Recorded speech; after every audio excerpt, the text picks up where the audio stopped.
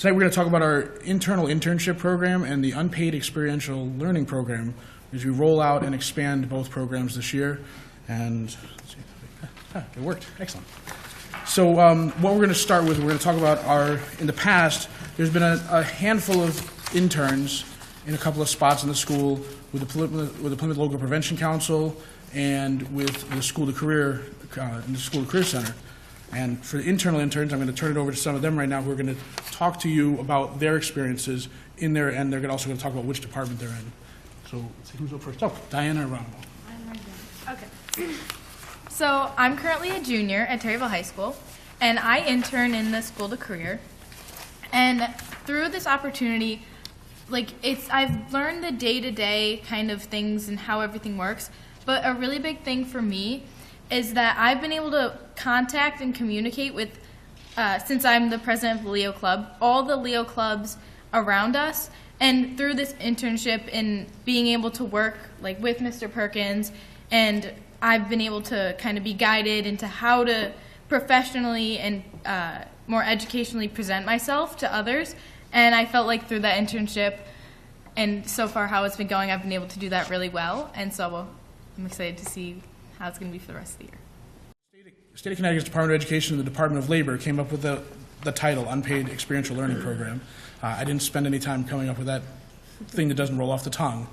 But what it allows us to do is it allows us to place students who are 16 years of age or older in an unpaid working environment outside of school for up to 120 hours at a business or a nonprofit that operates full-time. Currently, we have 2 students posted at Bristol Hospital, and they're taking part in a rotating department unpaid experiential learning program. And I've got one of them here, and she actually just came off her shift at Bristol Hospital, and she's going to talk briefly about what she's up to, and she's going to read a short statement from the other student who was working. Tell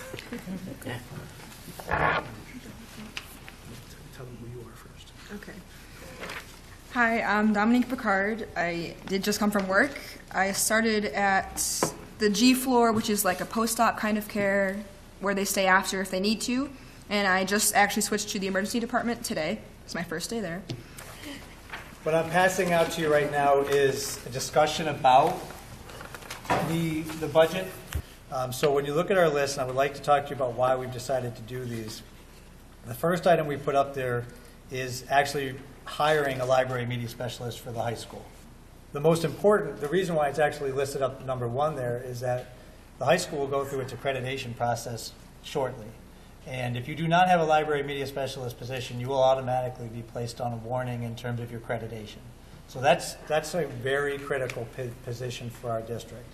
Not only that, some of the public commenters made some good comments about the things that they have done, and there's other things that they can do. So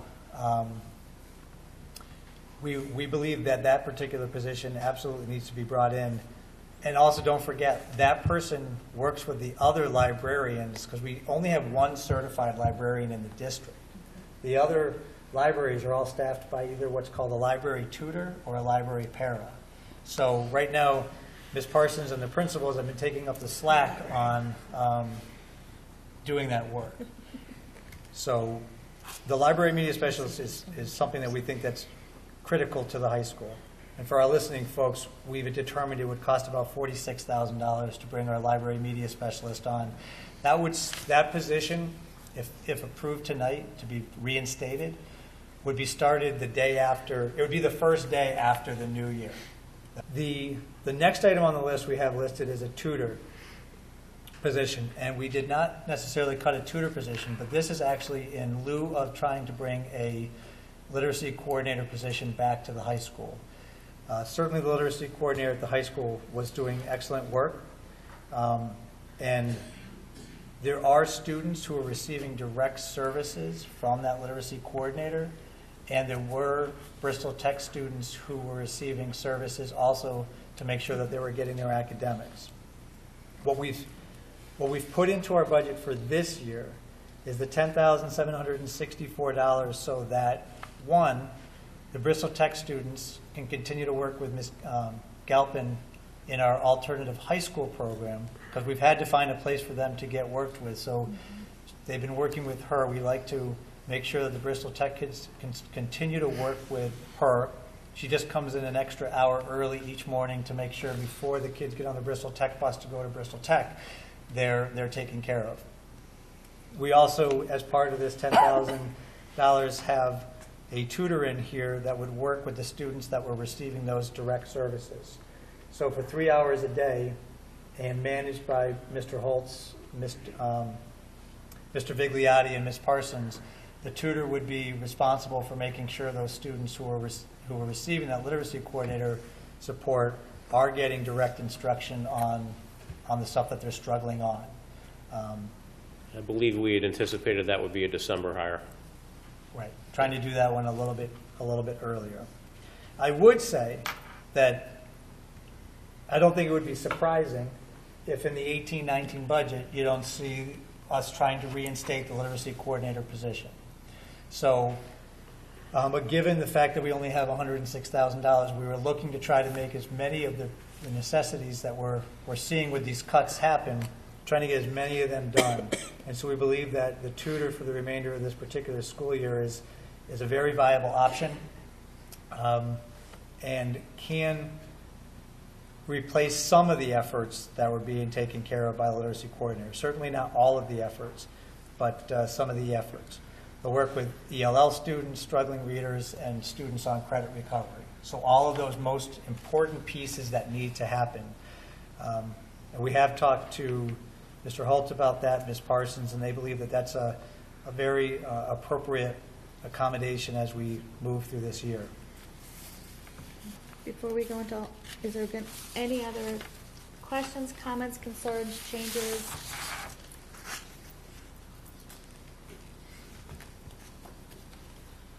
Nothing? I'm going to do a roll call vote, though. Josiah? Yes. Melissa? Yes. Michelle? Yes. Karen? Yes. Jerry? No. And the ayes have it. The next thing we want to take a look at is the school year calendars for 18-19 and 19-20. Hopefully, our parents will be appreciative and our staff will be appreciative that we're doing this very early this year.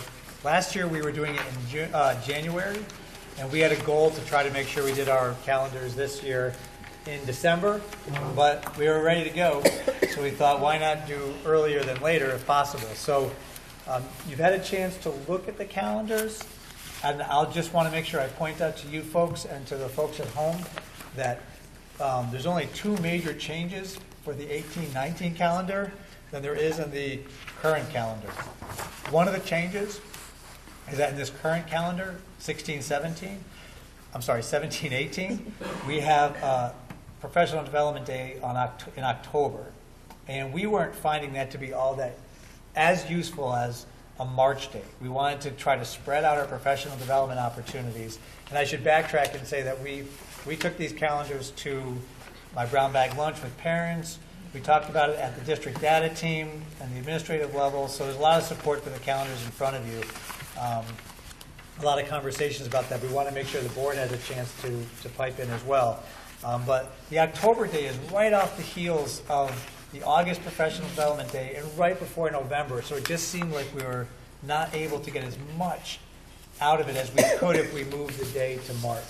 Our parents were really excited about having March broken up, and I think our students would be happy about having a day off in March as well, because March is well known as the longest month in education.